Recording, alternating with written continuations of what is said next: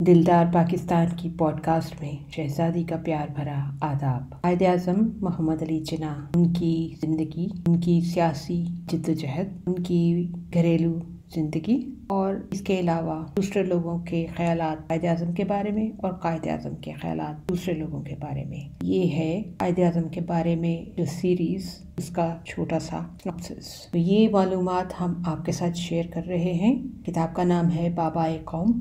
इसे लिखा है प्रोफेसर हमीदुल्लाह शाह हाशमी ने। तो उनकी किताब की सबसे अच्छी बात जो है वो उन्होंने जो भी सब्जेक्ट है उसको बड़े अच्छे तरीके से बयान किया है। छोटे छोटे किस्म से टाइटल्स उसको दिए हैं और आसानी होती है इंसान को पढ़ने में, जैसे बांटे हैं। इससे उन्होंने लंबे लंबे चैप्टर नहीं है, छोटे छोटे टाइटल्स हैं और कुछ वाक़यात हैं। आज हम शुरुआत करते हैं। पहला जो टाइटल है उनकी किताब का, मसालहत। देखिए हमें क्या बताते हैं मसालहत के बारे में। वफायाबी के बाद उनकी बीवी अपने खामद के समेत वतन वापस आ गई। पिछली पॉडकास्ट में हमने बताया था कि मिसेस जिन्ना जो थी वो काफ़ी बीमार हुई थी, लिहाजा जब बम्बई वापस आई तो उनकी सेहत और हालत फिर बिगड़ने लगी। चोटी पर ही चोटी के फाइको आजिक डॉक्टर यानी तबीब व हकीम तुंदही और तवज्जो से इलाज करते रहे, मगर वो दिन ब दिन कमज़ोर व लागर होती गईं। 1928 का मजलिस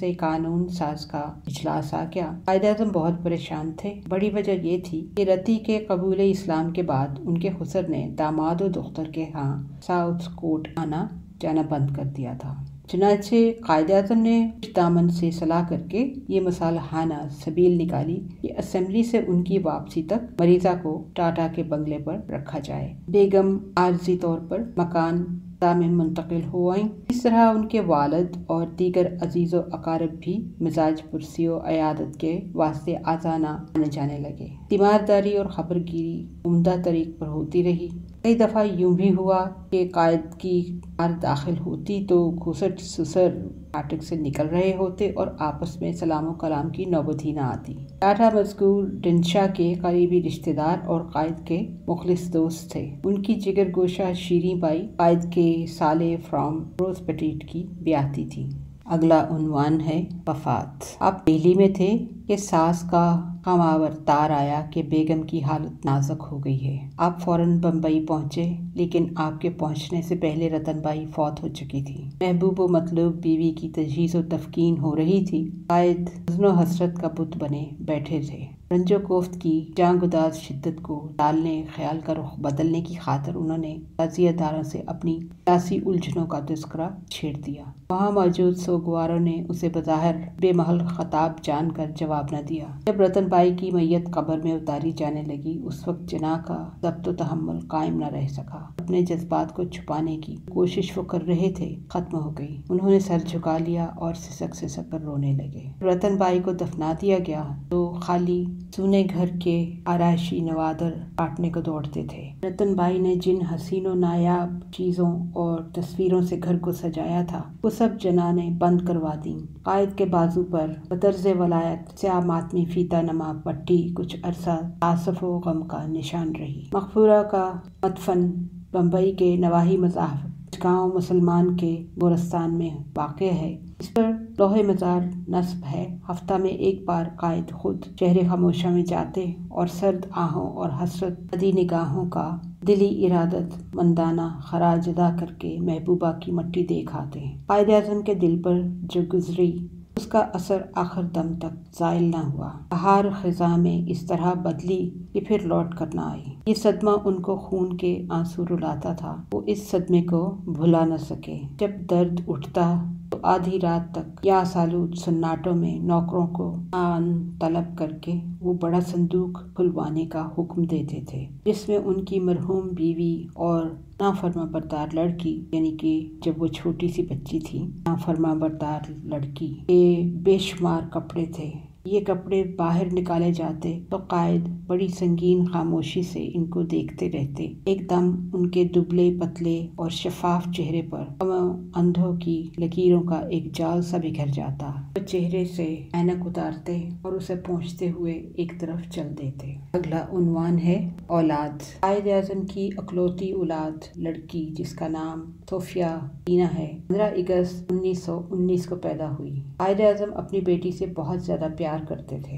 12 سال کی عمر میں اسے انگلستان کے ایک بورڈنگ اسکول میں داخل کرایا گیا۔ قائد جب کبھی انگلستان جاتے دینا اپنی چھٹیاں باپ کے پاس گزارتی۔ قائد اعظم کو چونکہ اپنی بے پناہ سیاسی مصروفیتوں کی وجہ سے وقت بہت کم ملتا تھا، ملی اور ملکی مصروفیتوں کے سبب بمبئی میں ان کا مستقل قیام بھی نہیں رہتا تھا۔ مسٹر جناح نے اپنی اکلوتی بیٹی کو تعلیم و تربیت کی نگرانی میں دشواری محسوس کی۔ ماں کے بعد نانی ہی سب سے زیادہ محبت کرنے والی ہوتی ہے۔ اس اعتماد پر انہوں نے بیٹی کو نانی کی نگرانی میں دے دیا۔ بیٹی کبھی کبھی آ کر باپ کے پاس بھی رہتی تھی، لیکن پارسن نانی کی نگرانی میں جا کر بچی کی تعلیم بالکل غیر اسلامی ماحول میں ہوئی۔ لڑکی رفتہ رفتہ اسلام سے دور ہوتی چلی گئی۔ نانی نے چپکے چپکے اس کا رشتہ ایک پارسی سرنیس واڈیا کے لڑکے نیول واڈیا سے کر دیا۔ باپ کو پتہ چلا تو انہوں نے بیٹی کو روکا، سمجھایا، نہ کیا۔ مولانا شوکت علی کو بھیجا کہ دینا کو اسلام کی حقیقت سے روشناس کرا کے راہ راست پر لائیں، لیکن یہ کوشش کامیاب نہ ہوئی اور نانی نے لڑکی کی شادی پارسی لڑکے سے کر دی۔ قائد اعظم کے لیے یہ حادثہ بیوی کی موت سے بھی زیادہ تکلیف دہ تھا۔ انہوں نے لڑکی سے یکسر تعلقات منقطع کر لیے اور کہلا بھیجا کہ کبھی میرے سامنے آنے کی جرت نہ کرنا۔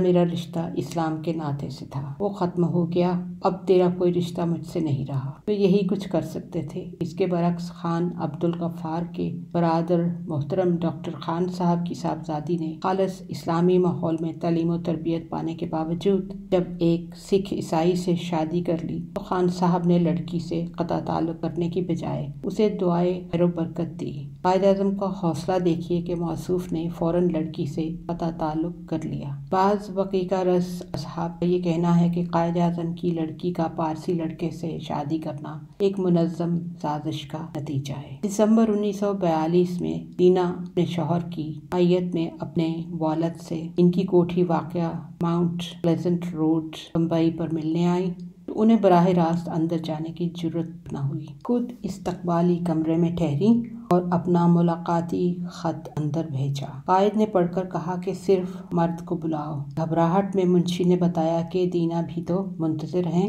قائد نے جھڑک کر جواب دیا، کیا تم نے میری بات نہیں سنی؟ صاحب کو تنہا ہی آنے دو۔ جب ملازم نے آ کر قائد کی ہدایات پہنچائیں تو دینا شدت غم سے بچوں کی طرح زار و قطار رونے لگی اور پھر زندگی بھر ان کی ملاقات نہیں ہوئی۔ سیاست کے میدان کی طرح یہاں بھی عظیم باپ کی اصول پسندی قائم رہی۔ جب قائد اعظم کا انتقال ہوا تو دینا فوراً بمبئی سے بذریعہ خصوصی طیارہ 12 ستمبر 1948 کو آخری دیدار کے لیے کراچی پہنچی۔ جب قائد کا جسد خاکی ڈھات میں اتارا جا رہا تھا وہ پھوٹ پھوٹ کر بے ساختہ گریہ کناں تھی۔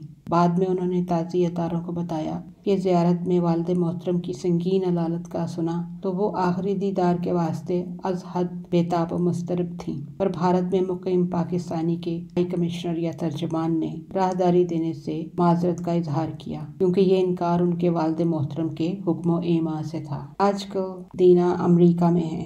جب یہ کتاب لکھی ہوگی پروفیسر صاحب نے تب تو ظاہر ہے کہ وہ امریکہ میں تھیں، لیکن ان کی وفات نیو یارک میں 2017 میں ہوئی تھی۔ تو اپنے باپ کی انتہائی عزت کرتی ہیں۔ ممکن ہے کہ ان میں اعتراف خطا اور عنصر پشیمانی ہو۔ کچھ سال قبل سوئٹزرلینڈ میں انہوں نے بیان دیتے ہوئے اپنے عظیم باپ کی سیرت اور پختگی کردار کو نمایاں طور پر پیش کیا۔ قائد اعظم اسلامی اصولوں قائدوں کی خاطر سب سے قریبی اور پسندیدہ ترین دینوی تعلقات کو قربان کر دیتے تھے۔ وہ عظمت کی علامت تھے جس کی گہرائی کی صحیح پیمائش میری عقل و لیاقت کے بس کی بات نہیں۔ جب میں نے اپنے ارادہ شادی سے انہیں مطلع کیا تو انہوں نے فرمایا، اگر تمہارا یہی فیصلہ ہے تو میرا فیصلہ بھی کان کھول کر سن لو۔ ایسا اقدام بیعت تمہیں مرتد کر دے گا۔ تم میری بیٹی نہیں رہو گی، کیونکہ اسلام خون و لحم کے رشتوں کو جب وہ حدود مذہب مان جائیں قبول و برداشت نہیں کرتا۔ اپنی جوانی کے جنون میں ان کے قلب و امید توڑنے کی یہ سزا میرے لیے تھی۔ जिसे भुगत रही हूँ। कायदे-आज़म की ख्वाहिश थी कि वो किसी मुसलमान से शादी करे, ख़्वाह वो किसी भी रंग व नस्ल का हो। कायदे-आज़म अपने असूलों की पाबंदी सख्ती से करते थे और इस मामले में ज़ाती ताल्लुकात की परवाह न करते थे। इस बातचीत का सिलसिला यहाँ पर रोकते हैं। अगली पॉडकास्ट में कायदे-आज़म की निजी ज़िंदगी। बेशक हमने उनकी निजी ज़िंदगी में थोड़ी सी बातचीत उनके पहले चैप्टर्स में आपके साथ की है। ये गालिबन तसलसल है जो कि लिखने वाले ने यहाँ से फिर शुरू किया है। आखिर में कायदे-आज़म का एक कोट आपके साथ शेयर करते हैं जो कि गालिबन हमें अपने आप को अक्सर याद करवाना चाहिए। We are now all Pakistanis, not Baloch, not Pathans, Sindhis, Bengalis, Punjabis, and so on. And as Pakistanis, we must feel, behave, and act, and we should be proud to be known as Pakistanis and nothing else. ये उनका जवाब था एक civic address में जो कि उन्होंने 15 जून 1948 में किया था। हमारा ईमेल एड्रेस है dildarpakistan@hotmail.com. Until next time, take care. God bless. Allah Hafiz.